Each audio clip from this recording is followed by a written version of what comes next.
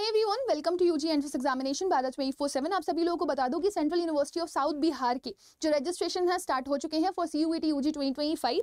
सो जो भी बच्चे CUET का एग्जाम दे करके आए हैं और वो इन यूनिवर्सिटी के लिए जाना चाहते हैं central university of south Bihar के लिए, तो इसका रजिस्ट्रेशन स्टार्ट हो चुका है। सो आज के इस वीडियो सेशन में हम बात करने वाले हैं कि इसका रजिस्ट्रेशन पोर्टल कब तक ओपन रहेगा, आपका कब आपकी फर्स्ट लिस्ट रिलीज की जाएगी, इसके साथ साथ आपके जो प्रोग्राम्स हैं उनकी फीस क्या रहने वाली है या डॉक्यूमेंट्स कौन कौन से रिकॉर्ड है, राइट।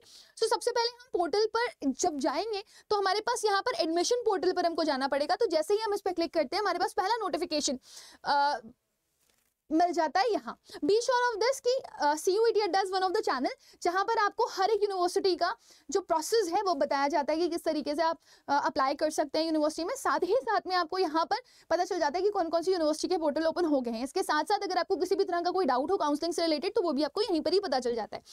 नाउ आपको बता दूं, ये आप देख सकते हैं कि CUET के थ्रू जो प्रोग्राम्स ऑफर कर रहा है साउथ बिहार, आपको कौन कौन से प्रोग्राम ऑफर कर रहा है, राइट। सो यहाँ पर आप देख सकते हो इंटीग्रेटेड प्रोग्राम्स आपको प्रोवाइड किए जाने, whether it is geography, commerce, mathematics, statistic, English, Hindi, history, sociology, pol science, economics, chemistry, physics. Even अगर आप साइकोलॉजी के लिए जाना चाहते हैं तो वो भी अवेलेबल है। बहुत सारे बच्चे BLLB के लिए जाना चाहते हैं, BLLB के लिए यूनिवर्सिटीज ढूंढते हैं, तो आप अगर इसके थ्रू जाना चाहते हैं तो ये भी एक अच्छा ऑप्शन हो सकता है जहाँ पर आपको ऑनर्स और इंटीग्रेटेड BLLB भी मिल जाता है। वहीं अगर आप देखेंगे BA BEd और BSc BEd भी आपको यहाँ पर 4 ईयर्स का इंटीग्रेटेड प्रोग्राम मिल जाता है। साथ ही साथ में आपको यहाँ पर BSc एग्रीकल्चर मिल जाएगा, कंप्यूटर साइंस मिल जाएगा, लाइफ साइंस मिल जाएगा, जियोलॉजी मिल जाएगा, जर्नलिज्म मिल जाएगा और 2 ईयर का डिप्लोमा भी मिलता है फार्मेसी में। तो अगर आप इनमें से किसी भी कोर्स के लिए जाना चाहते हैं तो ऑब्वियसली आप जा सकते हो ना। आप सभी लोगों को बता दूं कि इसकी एक रजिस्ट्रेशन फीस है। पोर्टल पर जब आप जाएंगे रजिस्ट्रेशन करेंगे तो 500 जनरल, OBC और EWS की फीस है, वहीं 200 रुपीज़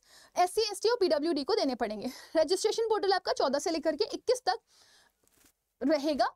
इसके साथ साथ आपकी यहाँ पर इन्होंने वो भी बताई हुई है कि कब कब आपकी लिस्ट वगैरह आ जाएगी। तो उसकी कंप्लीट डिटेल भी अगर आप देखना चाहते हैं तो आप देख सकते हैं। यहाँ पर थोड़ा सा नीचे स्क्रॉल डाउन करते हैं और एनेक्सियर्स दिए गए हैं जिसमें प्रॉपर्ली आपको कौन कौन से डॉक्यूमेंट्स चाहिए, को क्या फीस स्ट्रक्चर रह सकता है, सब कुछ बताया गया। सो पॉइंट नंबर 1 देखेंगे आप, ऑनलाइन रजिस्ट्रेशन आपको करना पड़ेगा through Samarth portal. Payment of registration fee जो कि नॉन रिफंडेबल होगी आपकी।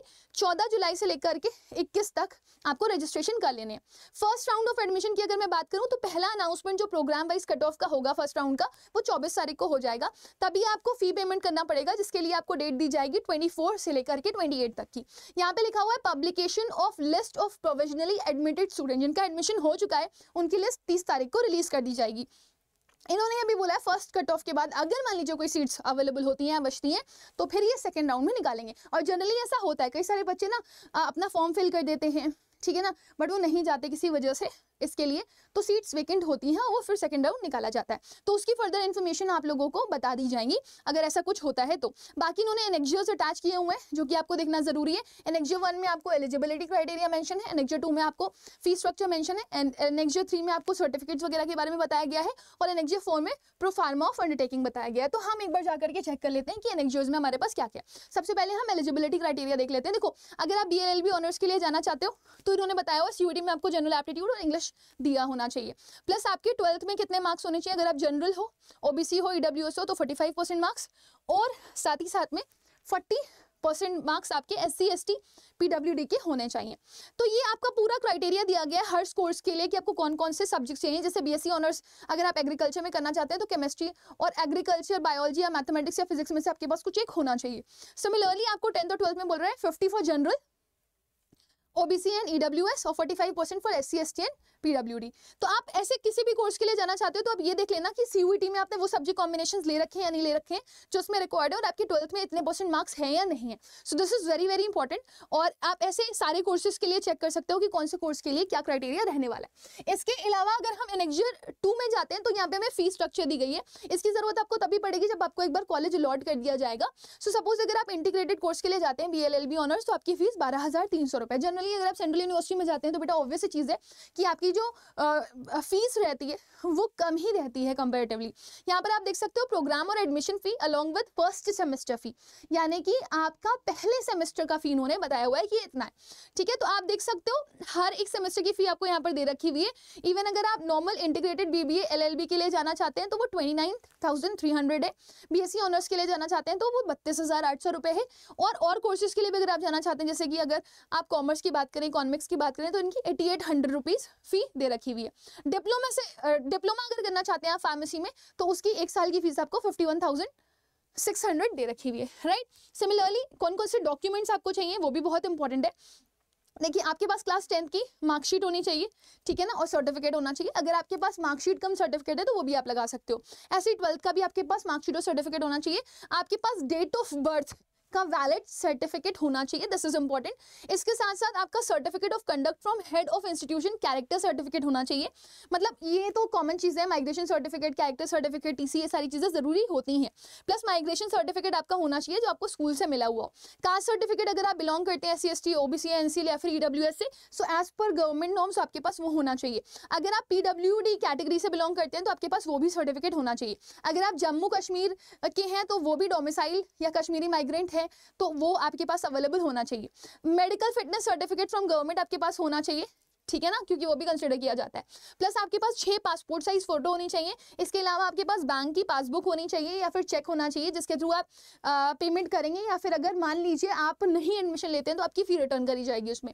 प्लस इनकम सर्टिफिकेट होना चाहिए अगर आप EWS या OBC NCL कैटेगरी से हैं तो। और प्लस आपका गैप एफिडेविट सर्टिफिकेट भी होना चाहिए अगर आपने ड्रॉप लिया हुआ था तो, राइट। सपोज अगर आपने 2023 में 12th किया हुआ है और फिर आप एग्जाम अभी दे करके एंट्री करना चाह रहे हो, सो ये वाला सीन आपके साथ एक इंपॉर्टेंट सीन रहने वाला है। सो आई होप डॉक्यूमेंट्स आपको क्लियर हो गए होंगे। इसके साथ साथ NXGF 4 अगर आप देखेंगे तो उसमें प्रोफार्मा और अंडरटेकिंग है जिसकी जरूरत आपको पड़ती है, तो ये बहुत इंपॉर्टेंट है जब आप जाएंगे यूनिवर्सिटी में, सो इसकी ज़रूरत आप लोगों को पड़ेगी ही पड़ेगी, राइट। तो ये एक बहुत ही इंपॉर्टेंट है, undertaking about non submissions of document for seeking admission central university of south Bihar. तो अगर आपने डॉक्यूमेंट सबमिट नहीं किए हैं तो आप ये अंडरटेकिंग फिल कर सकते हैं। प्लस नाउ अगर कोई भी बच्चा यहाँ पर जाना चाहता है एडमिशन्स के लिए तो उसको ध्यान रखना है कि वो यहाँ पे क्लिक करेगा फॉर रजिस्ट्रेशन। अब आप देख सकते हो रजिस्ट्रेशन में there are 2 options, new registration के लिए भी जा सकते हो या फिर लॉगिन के लिए भी जा सकते हो। तो पहली बार आपको न्यू रजिस्ट्रेशन करना ही पड़ेगा। आप देख सकते हो यहाँ पर आपको न्यू रजिस्ट्रेशन के लिए अपना एप्लीकेशन नंबर डालना पड़ेगा और अपना डेट ऑफ बर्थ डालना पड़ेगा, जिससे आप डायरेक्टली जा सकते हैं इसके लिए, राइट। तो रजिस्टर कर सकते हो आप यहाँ पर। इसके अलावा आप नोटिस कर सकते हो यहाँ पे इन्होंने ऑलरेडी आपको सारी की सारी चीज़ें एक एक करके मेंशन करी हुई है which are really very important. So ये क्लियरली अगर आप देखोगे तो आपको यहाँ पर पूरा का पूरा स्पेसिफिकेशन मिल जाएगा। Name and other details entered by applicant need to be same in the class 10th marksheet. जो भी आपने CUT में फिल किया वो सेम होना चाहिए, ये चेक करेंगे। ईमेल आईडी आपके पास प्रॉपर होनी चाहिए, ठीक है। आपका जो नंबर है वो प्रॉपर होना चाहिए, ठीक है ना। तो ईमेल एड्रेस एक्टिव हो आपका नंबर एक्टिव हो, इस चीज़ का ध्यान रखना है आप सभी लोगों को, ठीक है। प्लस अगर आप इसको फिल भी कर रहे हैं, applicants are encourage to use latest version of Google Chrome, क्योंकि उससे आपका फॉर्म आसानी से सबमिट हो जाएगा और आपको कोई प्रॉब्लम फेस नहीं करनी पड़ेगी। जब आप इसको रजिस्टर करोगे ना कैप्चर डालने के बाद, तो आपके ईमेल पर एक OTP जाएगा, है ना। वो OTP आपको यूज करके आगे का पूरा फॉर्म फिल करना है। तो फॉर्म आराम से आप फिल कर सकते हो, उसमें किसी भी तरह की कोई भी दिक्कत आपको नहीं आएगी, क्योंकि जो जो डिटेल्स आपसे वो मांग रहा है वो आपको फिल करनी है। अगर आपको लगता है कि किसी तरह का कोई और ऐसा चीज़ है जो कि आपको प्रॉब्लम कर रहा है या इशू कर रहा है, तो आप हमें कॉमेंट सेक्शन में लिख सकते हो। इसके अलावा जनरल इंस्ट्रक्शंस अगर आपको देखने हैं तो आप जाकर के देख सकते हैं।